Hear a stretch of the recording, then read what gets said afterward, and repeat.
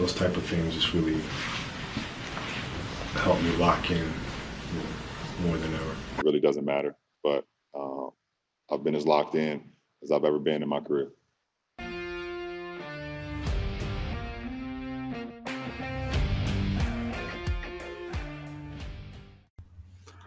What's up, you fucking degenerates? What's happening, locksmiths of all ages, all backgrounds, except for Cowboys fans? We're going to get into it with you guys, but it's your boy Spazz, Parlay Prince of the South. It is 7:57 a.m. Wednesday, March 10th. I've yet to sleep. I've been up about 24 hours doing my due diligence with March Madness. I'm so excited.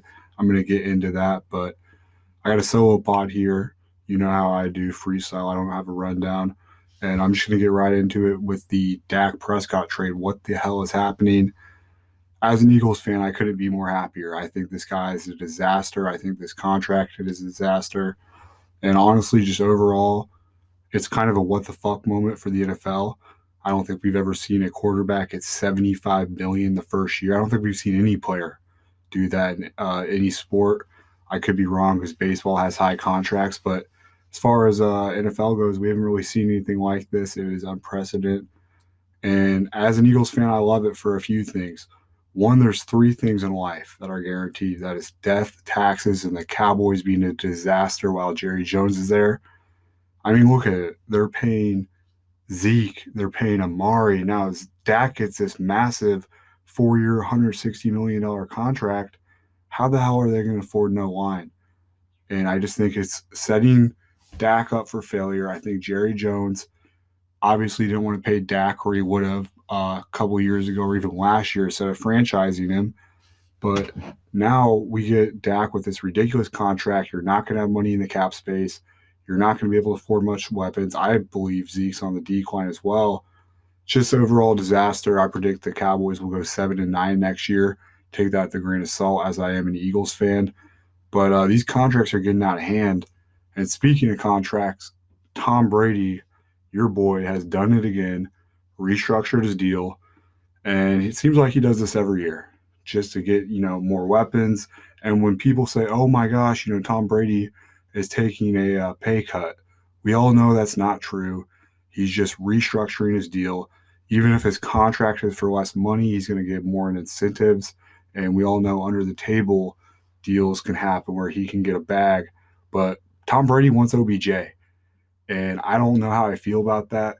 I think OBJ is on the decline. I also think it would be weird to see him and AB in the same locker room work out. Those are both kind of high-profile guys. A lot of people see them as divas. It's going to be an interesting NFL season, but without further ado, what I want to get to is March Madness. I am so excited. I know you guys are too. I love all these bets that you locksmiths have been sharing with us on the Twitter feed at Lock and Bets at Bad Beats Podcast. You guys have been doing great with bets. It seems like we have too. We are going to have massive amount of bets for these huge slates with March Madness.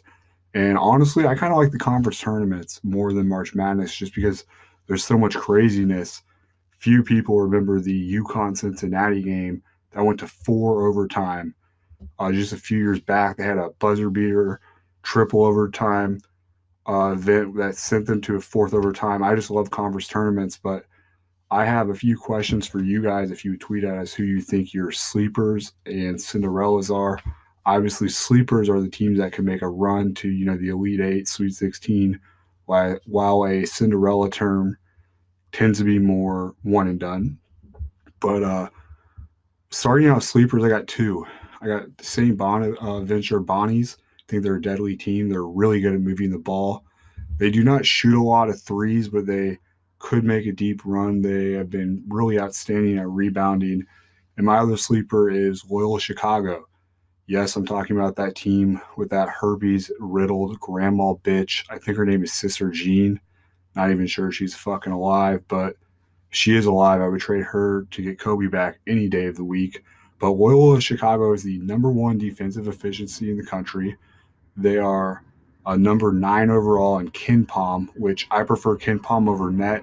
I do understand that the March Madness bracket committee really favors the net rating, but I just prefer KenPom. And Krutwig and Norris on Loyola, those two guards are like the deadliest duo in college. It seems like any given night they can drop 25 points. I understand it's the Missouri Valley Conference, so not great competition, but you have Drake in there, who they've easily beat twice, once by 20, once by 27. This team has a great chemistry, but then again, they have that weak schedule. Now, as far as a dark horse for me to win it all, I really like this Arkansas team. I don't know what has been going on, but I've watched about 10 Arkansas games this season from start to I can't talk, start to finish. But Justin Smith, the Southern Illinois transfer, has really been fitting well with this Arkansas team. He's been going off, and I think Moody and Notate can score at any given time. This team is a team that loves the three ball. Kind of reminds me of Alabama, how they live and die by the three, but Arkansas is really good at controlling the tempo and making their opponents play at their speed. And I really like this Arkansas team for that reason. Another team I think that could win it all that's not necessarily a dark horse is the projected number one seed Illinois. I mean, come on, they beat Michigan and Ann Arbor without Io by 23 points. They held them to 53 points. Who else can hold this Michigan team to 53 points? Frank Wagner that game had only 2 points and 5 rebounds, and he's a guy that reminds me of James Wiseman. He did even play James Wiseman in why can't I think of it, the AAU circuit, but this guy got held to 2 points. It was just a Michigan team that we really hadn't seen struggle all year, and Illinois just kind of dominated them in Ann Arbor. So I do like Illinois a lot. I projected them to be a one seed as well as Michigan, Baylor, and Gonzaga. But Gonzaga has a lot of hype, and a lot of people have different things to say about it. And I have this new segment I'm going to be doing every single podcast, especially when Whipple gets back, and that's called the People's Polls. And what I've been doing on the Bad Beats podcast Twitter feed is I've been running these polls across the country. They've been getting a couple thousand votes. Last night I had a poll that's sitting at about 700 votes right now, and I asked, is Gonzaga going to make the Final Four? 57% said yes, 43% said no. So I followed that up with, is Gonzaga overrated? And this got about 500 votes. 80% of you guys said yes, and that says a lot. I mean, Jalen Suggs is a nasty, nasty, nasty man who any given night can light it up. But he's not enough, and here's the problem. Their bench continues to struggle. And they were down to BYU by 12, and that's not a team you want to be down 12 at halftime. Gonzaga did clutch it, but they need a bench. They only had 3 points from their bench against the BYU win last night. The starters play way too much. And another thing is Gonzaga's undefeated. There's never been an undefeated team that has won it all. I am under the belief that you should lose before the tourney just to get that bad loss out of there. I honestly think it would have been more beneficial for Gonzaga to lose to BYU. But I know a lot of people would say, well, that's stupid. Why would you want to lose? Because if you get an ugly loss out in the regular season, you can work on those kinks, see what you did wrong. And also, once that loss is behind you, you can just get hot and roll. And like I said, there's never been an undefeated team to win it all. And there's a lot of teams that are going to get snubbed. Some people think Ole Miss is a snub, which I'm not saying they're a snub. They're 15-10. Yeah, they have a pretty decent resume, but they're going to have to make some noise in the SEC tournament. The biggest team that I think is going to get snubbed is Memphis, and there's a few reasons why. They won their last 9 in a row before that heartbreaking loss to Houston. We all saw that buzzer beater, but Memphis was a 12-point underdog at Houston. Houston hadn't lost at home. Memphis is 40 in KenPom, 52 in net rating. They're the number 2 defense efficiency in the country. And Wichita State currently has the second bid nod in the American Conference over Memphis, but keep in mind this Memphis team beat them by 20 when they played. So Memphis is probably going to have to beat Houston in the AAC tournament and probably win the whole tournament, which would include, assuming Wichita State runs the board on that side, beating Wichita State, but they could be a snub. I think March Madness is going to be extra exciting because last year we did not have it. There's a potential to be a a lot of good matchups. And it is kind of wide open, assuming Baylor doesn't run the table. Like I said, I don't think Gonzaga is going to make a crazy run. I project Gonzaga to lose in the Elite Eight or Final Four, but I want to start a petition to bring Gus Johnson back. And he's my all-time favorite sports announcer, commentator, whatever. He is the GOAT at March Madness. He is just the most iconic voice in sports. I really believe so. And it would be a real treat to see him back calling games. But as far as that goes and college basketball goes, just stay tuned for giveaways. I'm going to be talking about the NBA briefly.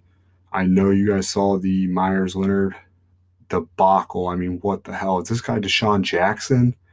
He said a anti-Semitic word, which I am not going to repeat. And he said it on stream. He was playing COD. And my beef with him is he came out and said, oh, I didn't know what that word meant. Dude, this guy took a minute and a half pause before he decided to say it. He knew what he was saying. It was a word that is not even really a common slur. And just, dude, take your L. He's been suspended currently. But, I don't think the guy is even good enough to be, on any NBA team starting five. So I don't even give a fuck if he's in the league or not. But there could be some double standards because Deshaun Jackson – kind of got some backlash, but he's still, going to be playing in the NFL.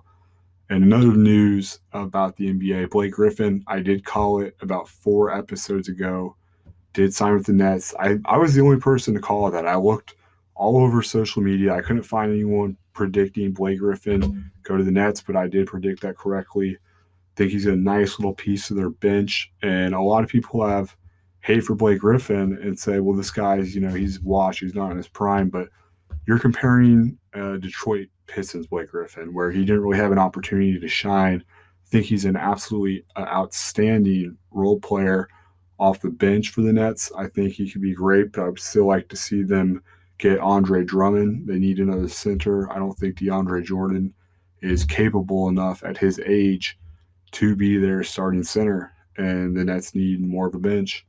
But that All-Star game was one that we probably won't forget for a number of reasons. It was a shitty-ass dunk contest. I like the idea of it being condensed, but only 3 guys seemed too condensed, and it was just boring. And Steph obviously took home the 3-point contest. If you bet against Steph in the 3-point contest, you deserve to lose money, plain and simple. I saw odds varying from minus 150 to plus 110. I hammered that on about 5 sports books this weekend. I paid my rent with that. But LeBron James, undefeated as a GM. He's never lost in the All-Star game. He's drafted his team. He's 4-0. Just further shows that he's possibly the basketball GOAT. And Shaquille O'Neal will be calling into our next episode. We have something special for you guys we've been working on. Shaq did reach out to the show, and we're going to have him on. I don't really have too much else to talk about. My Matt LaFleur of the week, which if you don't know what that is by now, go back and listen to previous episodes. Kind of like Jackass of the week. Mine's Kellen Winslow Jr. He got convicted, 14 years in prison. He was raping the homeless, the elderly, just about anyone he could find, minors, old people, it didn't matter. But he was really focusing on raping homeless people, which I don't know if that's just because he has CTE or if he has a drug problem.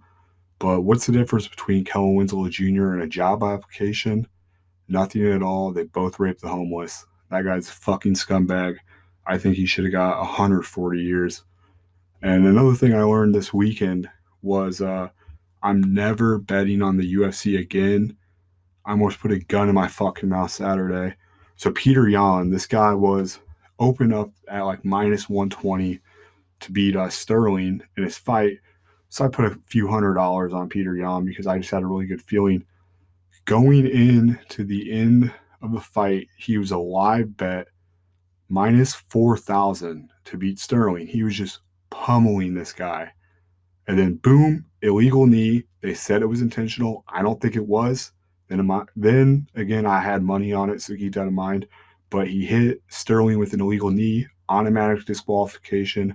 Sterling won the title belt. It was bullshit, man. That's a bad beat of the fucking decade. could not be the Bad Beats podcast without saying that. Bad Beat, never betting UFC again. The fact that a team or a fighter can get disqualified that easily is fucking bullshit. And that's it for this episode. I don't have a rundown. I just kind of ranted off the head for that one. And Whipple will be back soon. Follow us on Twitter. I will leave the links in the description. And stay tuned for March Madness giveaways. The listener of the week goes to Circe Lawson from Buenos Aires, Chile. Excuse me, Buenos Aires, Argentina. I'm sorry, I don't know anything about Southern America, but you've won a $25 Walmart gift card. I hope your communist country has Walmarts. Stay tuned, boys, and shout out all the locksmiths out there in our Twitter DMs. Stay safe. Fuck COVID.